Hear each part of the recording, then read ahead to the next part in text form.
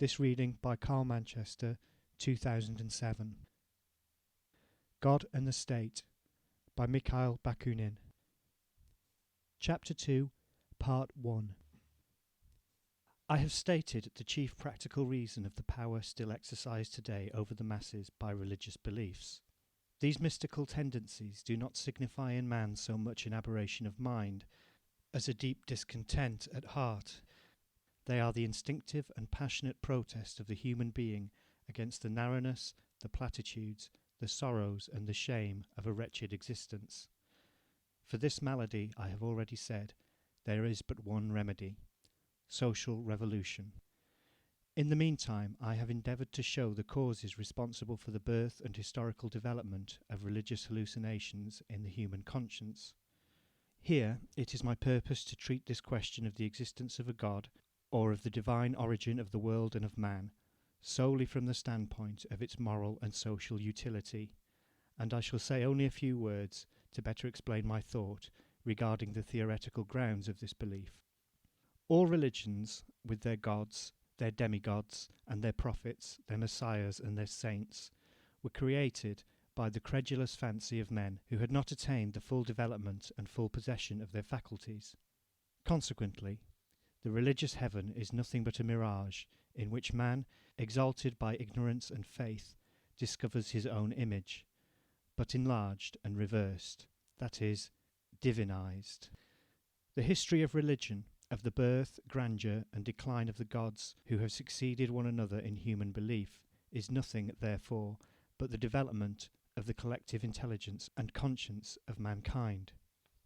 As fast as they discovered, in the course of their historically progressive advance, either in themselves or in external nature, a power, a quality, or even any great defect whatever, they attributed them to their gods, after having exaggerated and enlarged them beyond measure, after the manner of children, by an act of their religious fancy. Thanks to this modesty and pious generosity of believing and credulous men, heaven has grown rich with the spoils of the earth, and by a necessary consequence, the richer heaven became, the more wretched became humanity and the earth.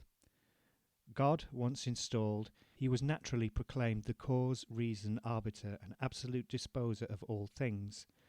The world thenceforth was nothing. God was all, and man, his real creator, after having unknowingly extracted him from the void, bowed down before him, worshipped him, and avowed himself his creature and his slave. Christianity is precisely the religion par excellence, because it exhibits and manifests to the fullest extent the very nature and essence of every religious system, which is the impoverishment, enslavement, and annihilation of humanity for the benefit of divinity. God being everything, the real world and man are nothing. God being truth, justice, goodness, beauty, power, and life, man is falsehood, iniquity, evil, ugliness, impotence, and death. God being master, man is the slave.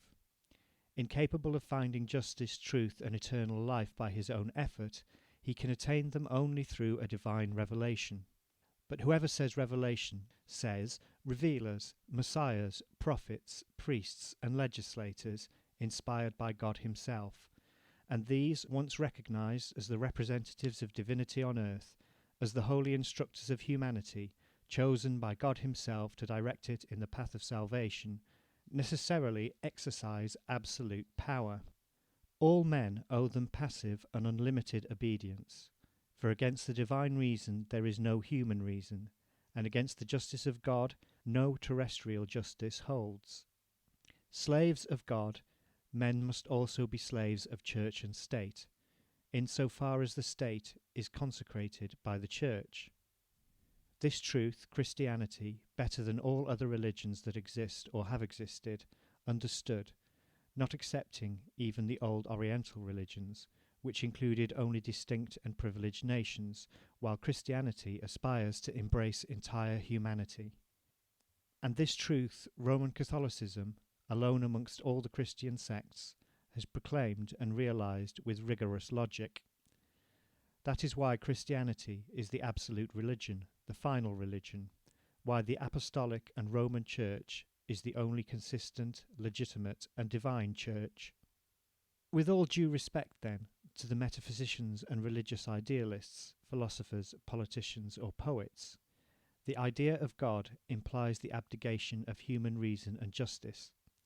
It is the most decisive negation of human liberty, and necessarily ends in the enslavement of mankind, both in theory and practice. Unless, then, we desire the enslavement and degradation of mankind, as the Jesuits desire it, as the Momias, Pietists, or Protestant Methodists desire it, we may not, must not, make the slightest concession either to the God of theology or to the God of metaphysics. He who, in this mystical alphabet, begins with A, will inevitably end with Z. He who desires to worship God must harbour no childish illusions about the matter, but bravely renounce his liberty and humanity. If God is, man is a slave. Now, man can and must be free. Then, God does not exist. I defy anyone whomsoever to avoid this circle.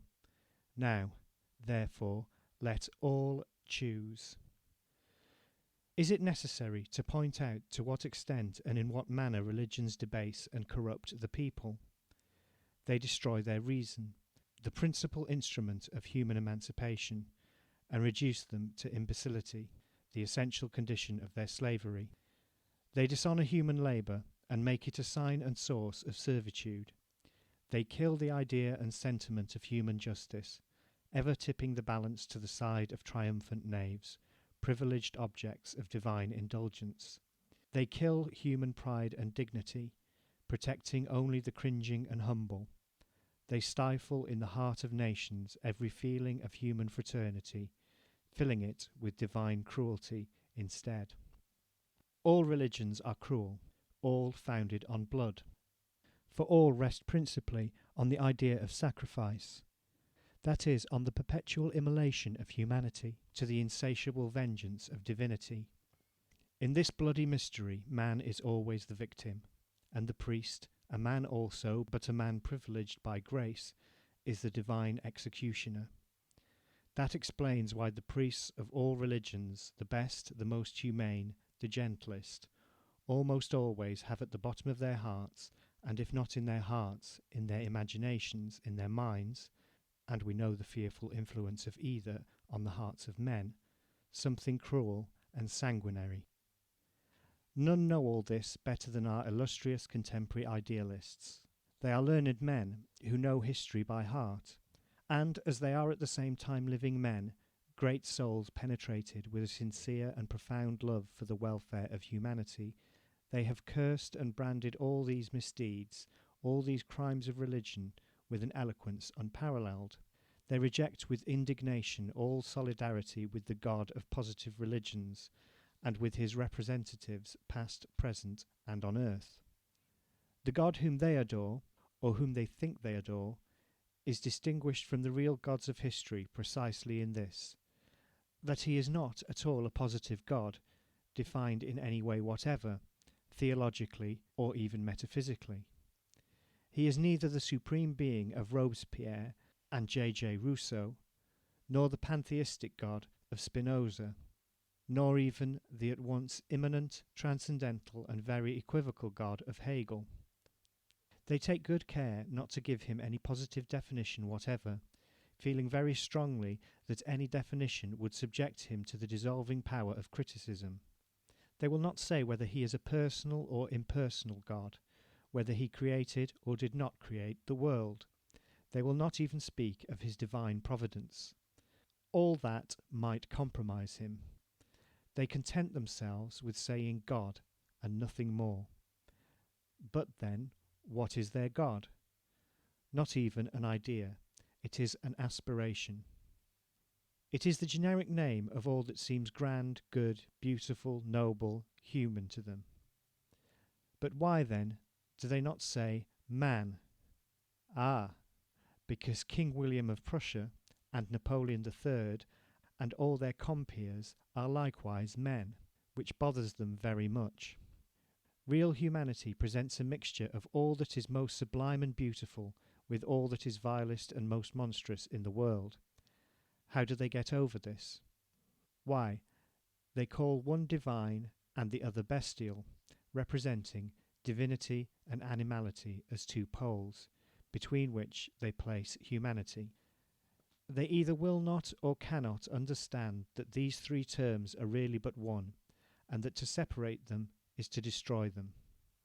They are not strong on logic, and one might say they despise it.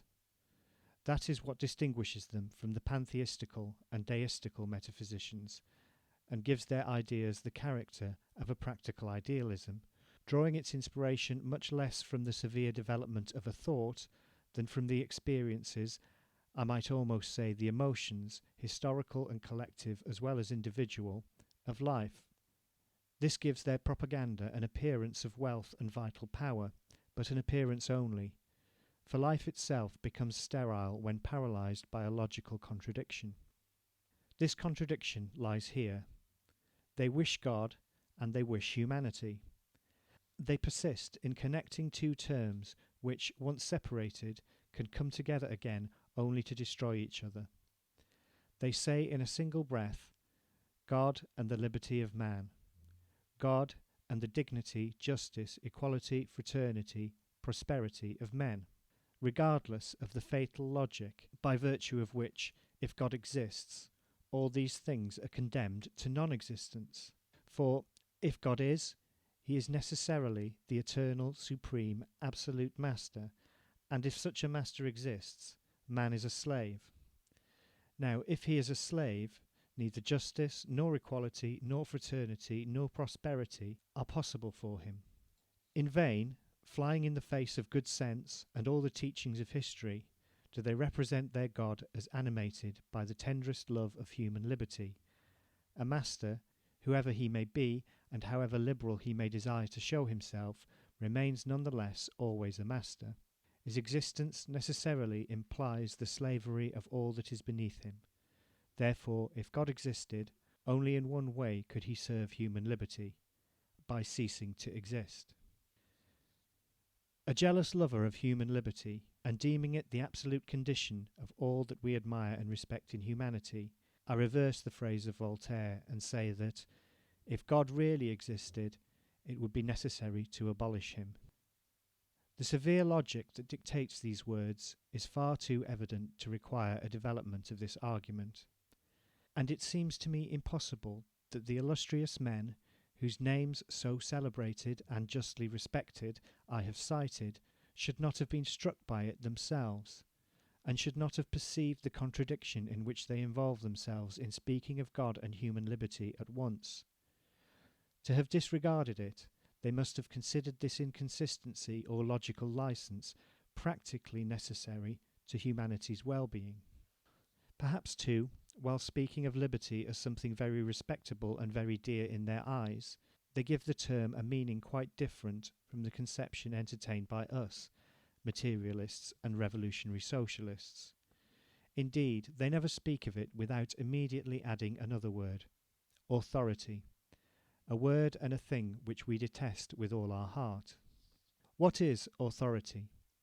Is it the inevitable power of the natural laws which manifest themselves in the necessary concatenation and succession of phenomena in the physical and social worlds? Indeed, against these laws, revolt is not only forbidden, it is even impossible. We may misunderstand them or not know them at all, but we cannot disobey them, because they constitute the basis and fundamental conditions of our existence. They envelop us, penetrate us, regulate all our movements, thoughts, and acts. Even when we believe that we disobey them, we only show their omnipotence. Yes, we are absolutely the slaves of these laws. But in such slavery there is no humiliation, or rather, it is not slavery at all. For slavery supposes an external master, a legislator outside of him whom he commands. While these laws are not outside us, they are inherently in us. They constitute our being, our whole being, physically, intellectually, and morally. We live, we breathe, we act, we think, we wish, only through these laws. Without them we are nothing. We are not. Whence then could we derive the power and the wish to rebel against them? In his relation to natural laws, but one liberty is possible to man, that of recognizing and applying them on an ever-extending scale in conformity with the object of collective and individual emancipation or humanization which he pursues. These laws, once recognized, exercise an authority which is never disputed by the mass of men. One must, for instance, be at bottom either a fool or a theologian, or at least a metaphysician, jurist, or bourgeois economist to rebel against the law by which twice two make four. One must have faith to imagine that fire will not burn nor water drown, except, indeed, recourse be had to some subterfuge founded in its turn on some other natural law. But these revolts, or rather these attempts at or foolish fancies of an impossible revolt, are decidedly the exception, for, in general, it may be said that the mass of men, in their daily lives, acknowledge the government of common sense, that is, of the sum of the natural laws generally recognized, in an almost absolute fashion. The great misfortune is that a large number of natural laws, already established as such by science, remain unknown to the masses, thanks to the watchfulness of these tutelary governments that exist, as we know, only for the good of the people. There is another difficulty, namely, that the major portion of the natural laws connected with the development of human society, which are quite as necessary, invariable, fatal as the laws that govern the physical world, have not been duly established and recognized by science itself. Once they shall have been recognized by science, and then from science, by means of an extensive system of popular education and instruction, shall have passed into the consciousness of all, the question of liberty will be entirely solved. The most stubborn authorities must admit that there will be no need either of political organization, or direction, or legislation, three things which, whether they emanate from the will of the sovereign or from the vote of a parliament elected by universal suffrage, and even should they conform to the system of natural laws, which has never been the case and never will be the case, are always equally fatal and hostile to the liberty of the masses, from the very fact that they impose upon them a system of external and therefore despotic laws. The liberty of man consists solely in this, that he obeys natural laws because he has himself recognized them as such, and not because they have been externally imposed upon him by any extrinsic will whatever, divine or human, collective or individual. Suppose a learned academy composed of the most illustrious representatives of science. Suppose this academy charged with legislation and the organization of society, and that, inspired only by the purest love of truth, it frames none but laws in absolute harmony with the latest discoveries of science. Well, I maintain for my part that such legislation and such organization would be a monstrosity, and that for two reasons. First, that human science is always and necessarily imperfect, and that, comparing what it has discovered with what remains to be discovered, we may say that it is still in its cradle.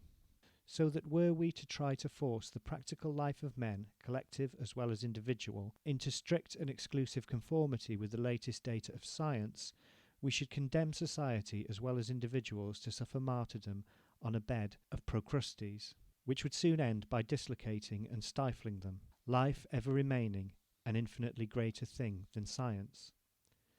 The second reason is this: a society which should obey legislation emanating from a scientific academy, not because it understood itself the rational character of this legislation, in which case the existence of the academy would become useless, but because this legislation emanating from the academy was imposed in the name of a science which it venerated without comprehending, such a society would be a society not of men, but of brutes. It would be a second edition of those missions in Paraguay, which submitted so long to the government of the Jesuits. It would surely and rapidly descend to the lowest stage of idiocy. But there is still a third reason which would render such a government impossible, namely that a scientific academy, invested with a sovereignty, so to speak, absolute, even if it were composed of the most illustrious men, would infallibly and soon end in its own moral and intellectual corruption. Even today, with the few privileges allowed them, such is the history of all academies. The greatest scientific genius, from the moment that he becomes an academician, an officially licensed savant, inevitably lapses into sluggishness. He loses his spontaneity, his revolutionary hardihood, and that troublesome and savage energy characteristic of the grandest geniuses, ever called to destroy old tottering worlds and lay the foundations of new. He undoubtedly gains in politeness, in utilitarian and practical wisdom, what he loses in power of thought. In a word, he becomes corrupted. It is the characteristic of privilege, and of every privileged position, to kill the mind and heart of men. The privileged man, whether politically or economically, is a man depraved in mind and heart. That is a social law which admits of no exception, and is applicable to entire nations as to classes, corporations, and individuals. It is the law of equality, the supreme condition of liberty and humanity. The principal object of this treatise is precisely to demonstrate this truth in all the manifestations of human life. A scientific body, to which had been confided the government of society, would soon end by devoting itself no longer to science at all, but to quite another affair, and that affair, as in the case of all established powers, would be its own eternal perpetuation, by rendering the society confided to its care ever more stupid, and consequently more in need of its government and direction. But that which is true of scientific academies is also true of constituent and legislative assemblies, even those chosen by universal suffrage.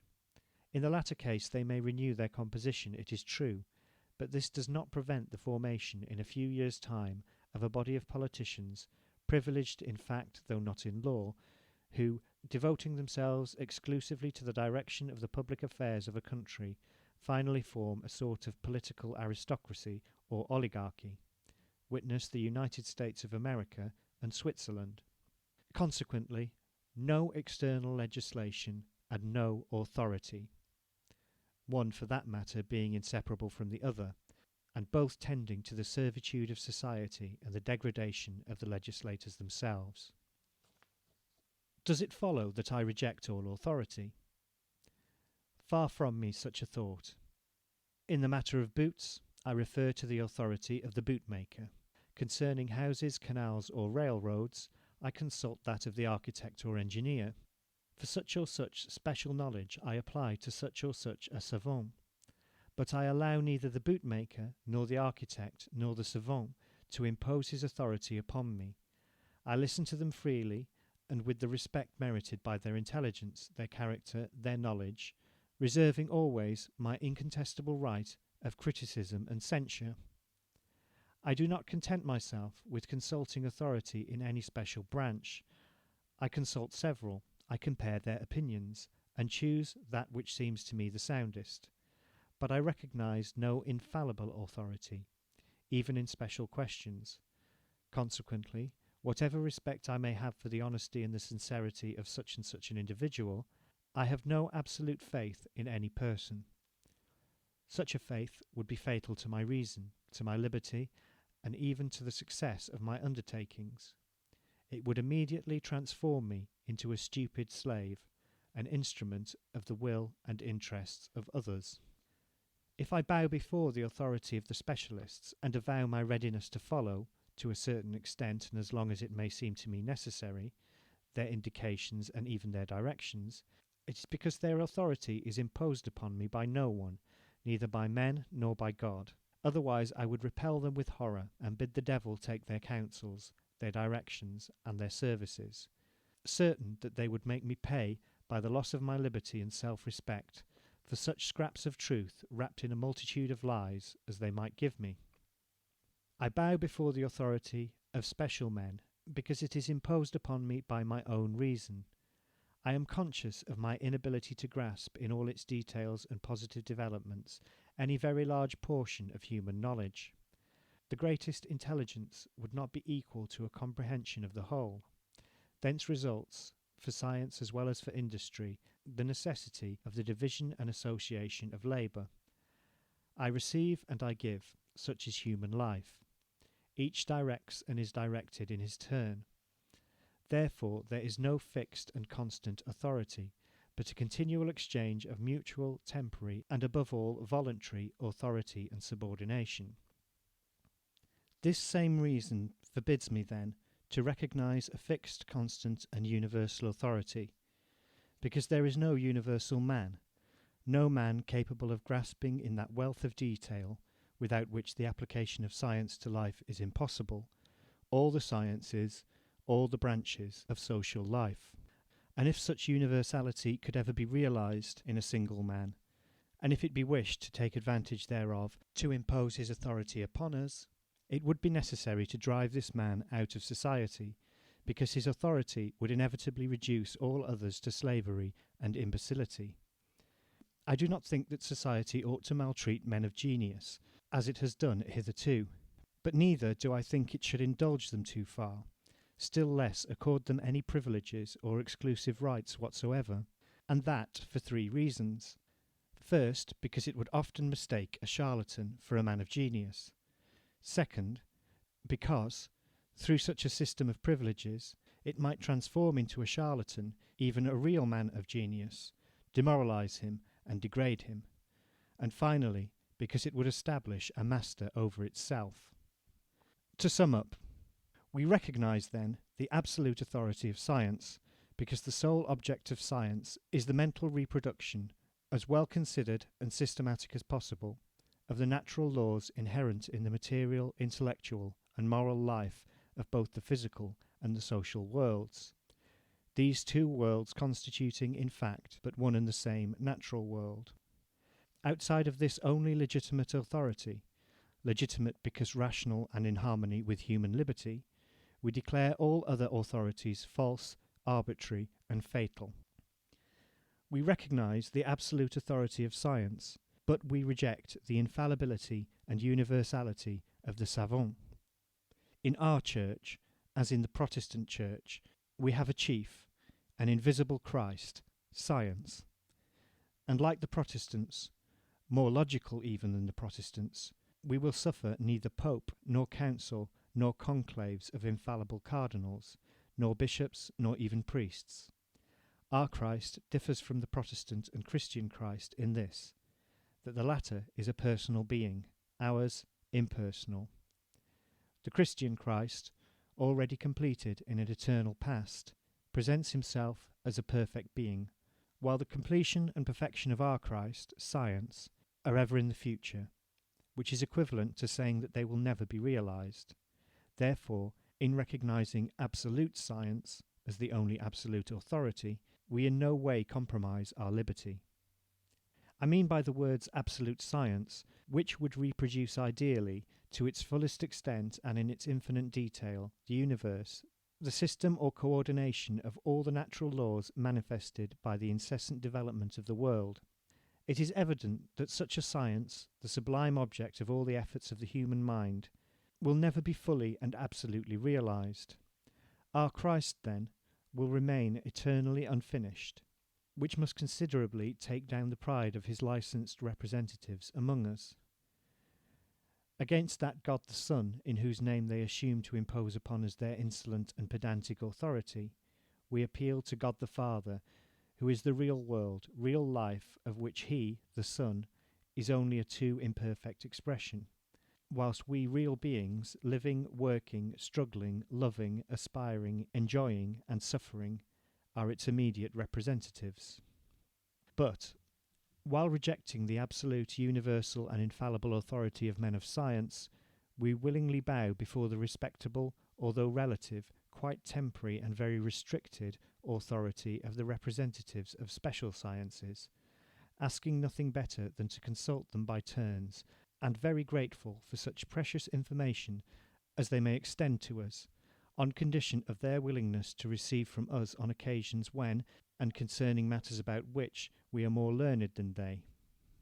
In general, we ask nothing better than to see men endowed with great knowledge, great experience, great minds, and above all, great hearts, exercise over us a natural and legitimate influence, freely accepted and never imposed in the name of any official authority whatsoever, celestial or terrestrial. We accept all natural authorities and all influences of fact, but none of right. For every authority or every influence of right, officially imposed as such, becoming directly an oppression and a falsehood, would inevitably impose upon us, as I believe I have sufficiently shown, slavery and absurdity. In a word, we reject all legislation, all authority, and all privileged, licensed, official and legal influence, even though arising from universal suffrage, convinced that it can only turn to the advantage of a dominant minority of exploiters against the interests of the immense majority in subjection to them. This is the sense in which we are really anarchists. The modern idealists understand authority in quite a different way. Although free from the traditional superstitions of all the existing positive religions, they nevertheless attach to this idea of authority a divine and absolute meaning. This authority is not that of a truth miraculously revealed, nor that of a truth rigorously and scientifically demonstrated. They base it to a slight extent upon quasi-philosophical reasoning, and to a large extent also on sentiment, ideally, abstractly, poetical.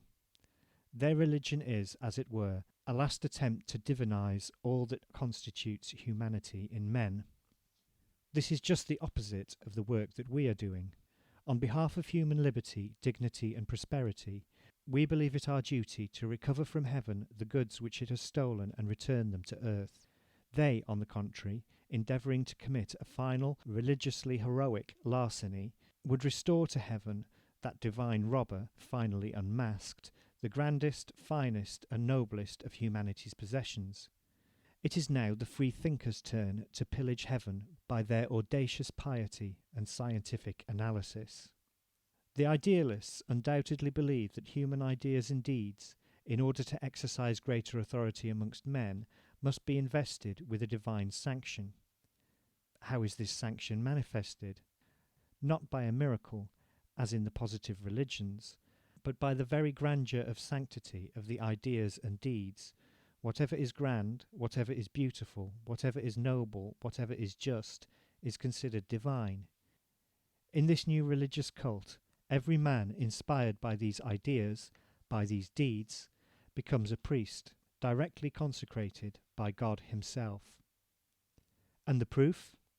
He needs none, beyond the very grandeur of the ideas which he expresses and the deeds which he performs. These are so holy that they can have been inspired only by God. Such, in so few words, is their whole philosophy, a philosophy of sentiments, not of real thoughts, a sort of metaphysical pietism. This seems harmless, but it is not so at all, and the very precise, very narrow, and very barren doctrine hidden under the intangible vagueness of these poetic forms leads to the same disastrous results that all the positive religions lead to, namely the most complete negation of human liberty and dignity. To proclaim as divine all that is grand, just, noble, and beautiful in humanity is to tacitly admit that humanity of itself would have been unable to produce it. That is, abandoned to itself, its own nature is miserable, iniquitous, base, and ugly. Thus we come back to the essence of all religion, in other words, to the disparagement of humanity for the greater glory of divinity.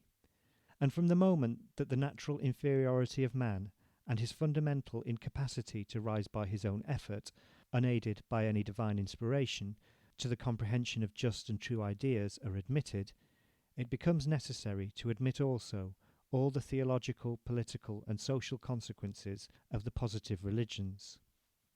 From the moment that God, the perfect and supreme being, is posited face to face with humanity, divine mediators, the elect, the inspired of God, spring from the earth to enlighten, direct, and govern in his name the human race. May we not suppose that all men are equally inspired by God? Then surely there is no further use for mediators. But this supposition is impossible, because it is too clearly contradicted by the facts. It would compel us to attribute to divine inspiration all the absurdities and errors which appear, and the horrors, follies, base deeds, and cowardly actions which are committed in the world. But perhaps then only a few men are divinely inspired, the great men of history, the virtuous geniuses, as the illustrious Italian citizen and prophet Giuseppe Mazzini called them. Immediately inspired by God himself, and supported upon universal consent expressed by popular suffrage, Dio e Popolo, such as these should be called to the government of human societies. Footnote. In London, I once heard Monsieur Louis Blanc express almost the same idea. The best form of government, said he to me, would be that which would invariably call men of virtuous genius to the control of affairs. End footnote. But here we are again fallen back under the yoke of church and state. It is true that in this new organisation, indebted for its existence like the old political organisations to the grace of God, but supported this time, at least so far as form is concerned, as a necessary concession to the spirit of modern times, and just as in the preamble of the imperial decrees of Napoleon III on the pretended will of the people, the Church will no longer call itself Church. It will call itself School. What matters it? On the benches of this school will be seated not children only. There will be found the eternal minor, the pupil confessedly forever incompetent to pass his examinations, rise to the knowledge of his teachers, and dispense with their discipline. The people. Footnote. One day I asked Mazzini what measures would be taken for the emancipation of the people once his triumphant unitary republic had been definitely established. The first measure, he answered, will be the foundation of schools for the people. And what will the people be taught in these schools? The duties of man, sacrifice and devotion. But where will you find a sufficient number of professors to teach these things, which no one has the right or power to teach, unless he preaches by example? Is not the number of men who find supreme enjoyment in sacrifice and devotion exceedingly limited? Those who sacrifice themselves in the service of a great idea obey a lofty passion, and, satisfying this personal passion, outside of which life itself loses all value in their eyes, they generally think of something else than building their action into doctrine, while those who teach doctrine usually forget to translate it into action, for the simple reason that doctrine kills the life, the living spontaneity, of action. Men like Mazzini, in whom doctrine and action form an admirable unity, are very rare exceptions. In Christianity also there have been great men, holy men, who have really practised, or who at least have passionately tried to practice, all that they preached, and whose hearts, overflowing with love, were full of contempt for the pleasures and goods of this world. But the immense majority of Catholic and Protestant priests who, by trade, have preached and still preach the doctrines of chastity, abstinence, and renunciation, belie their teachings by their example. It is not without reason, but because of several centuries' experience, that among the people of all countries these phrases have become bywords. As licentious as a priest, as gluttonous as a priest, as ambitious as a priest, as greedy, selfish, and grasping as a priest. It is, then, established that the professors of the Christian virtues, consecrated by the Church, the priests, in the immense majority of cases, have practised quite the contrary of what they have preached. This very majority, the universality of this fact, show that the fault is not to be attributed to them as individuals, but to the social position, impossible and contradictory in itself, in which these individuals are placed. The position of the Christian priest involves a double contradiction. In the first place, that between the doctrine of abstinence and renunciation and the positive tendencies and needs of human nature, tendencies and needs which, in some individual cases, always very rare, may indeed be continually held back, suppressed, and even entirely annihilated by the constant influence of some potent intellectual and moral passion, which at certain moments of collective exaltation may be forgotten and neglected for some time by a large mass of men at once, but which are so fundamentally inherent in our nature that sooner or later they always resume their rights, so that when they are not satisfied in a regular and normal way, they are always replaced at last by unwholesome and monstrous satisfaction. This is a natural and consequently fatal and irresistible law, under the disastrous action of which inevitably fall all Christian priests, and especially those of the Roman Catholic Church. It cannot apply to the professors, that is to the priests of the modern Church, unless they are also obliged to preach Christian abstinence and renunciation. But there is another contradiction common to the priests of both sects. This contradiction grows out of the very title and position of the master. A master who commands, oppresses, and exploits is a wholly logical and quite natural personage. But a master who sacrifices himself to those who are subordinated to him by his divine or human privilege is a contradictory and quite impossible being. This is the very constitution of hypocrisy, so well personified by the Pope, who, while calling himself the lowest servant of the servants of God, in token whereof, following the example of Christ, he even washes once a year the feet of 12 Roman beggars, proclaims himself at the same time Vicar of God, absolute and infallible master of the world. Do I need to recall that the priests of all churches, far from sacrificing themselves to the flocks confided to their care, have always sacrificed them, exploited them, and kept them in the condition of a flock, partly to satisfy their own personal passions and partly to serve the omnipotence of the Church. Like conditions, like causes, always produce like effects. It will, then, be the same with the professors of the modern school, divinely inspired and licensed by the state.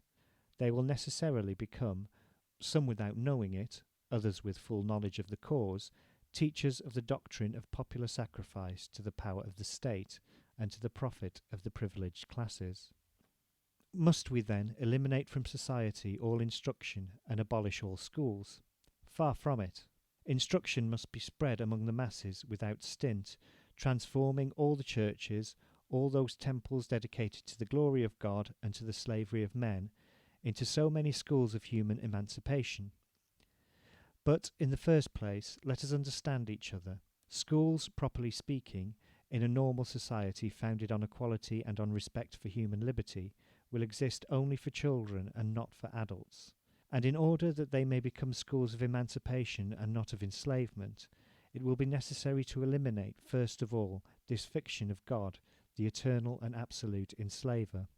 The whole education of children and their instruction must be founded on the scientific development of reason, not on that of faith, on the development of personal dignity and independence, not on that of piety and obedience, on the worship of truth and justice at any cost, and above all on the respect for humanity, which must replace always and everywhere the worship of divinity. The principle of authority in the education of children constitutes the natural point of departure. It is legitimate, necessary, when applied to children of a tender age, whose intelligence has not yet openly developed itself. But as the development of everything, and consequently of education, implies the gradual negation of the point of departure, this principle must diminish as fast as education and instruction advance, giving place to increasing liberty.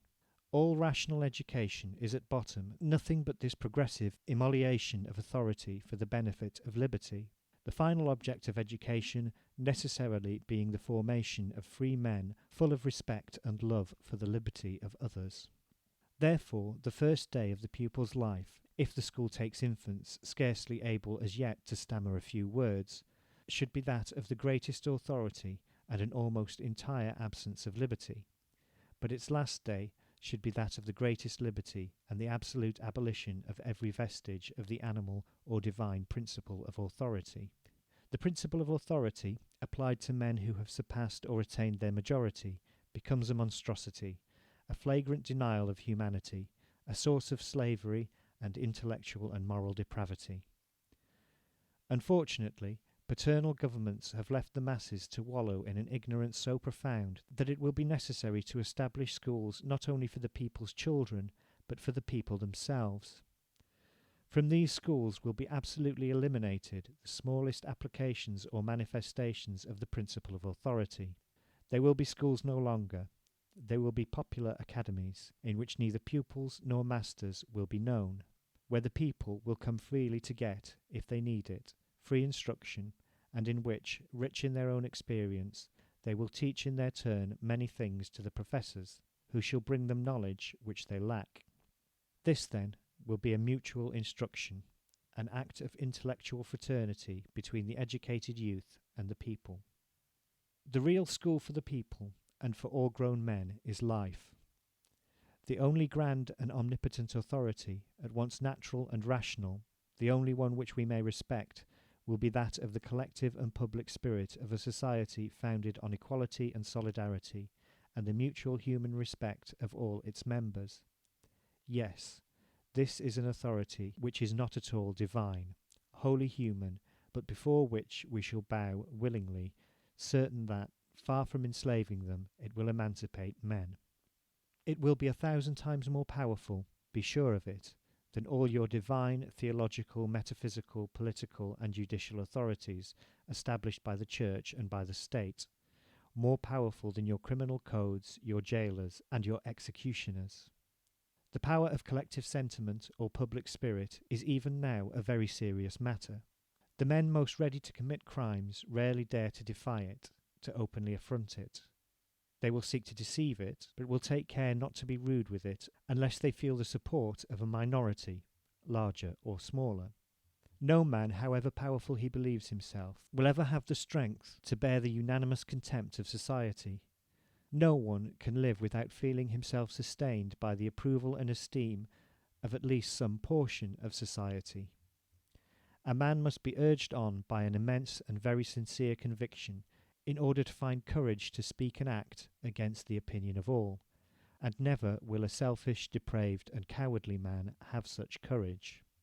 Nothing proves more clearly than this fact the natural and inevitable solidarity, this law of sociability, which binds all men together, as each of us can verify daily, both on himself and on the men whom he knows. But, if this social power exists, why has it not sufficed hitherto to moralize, to humanize men? Simply because hitherto this power has not been humanized itself. It has not been humanized because the social life of which it is ever the faithful expression is based, as we know, on the worship of divinity, not on respect for humanity, on authority, not on liberty, on privilege, not on equality, on the exploitation, not on the brotherhood of men, on iniquity and falsehood, not on justice and truth. Consequently, its real action, always in contradiction of the humanitarian theories which it professes, has constantly exercised a disastrous and depraving influence. It does not repress vices and crimes, it creates them. Its authority is consequently a divine anti-human authority. Its influence is mischievous and baleful. Do you wish to render its authority and influence beneficent and human? Achieve the social revolution. Make all needs really solidary, and cause the material and social interests of each to conform to the human duties of each. And to this end there is but one means. Destroy all the institutions of inequality. Establish the economic and social equality of all. And on this basis will arise the liberty, the morality, the solidary humanity of all. I shall return to this, the most important question of socialism. End footnote. End of part 1 of chapter 2.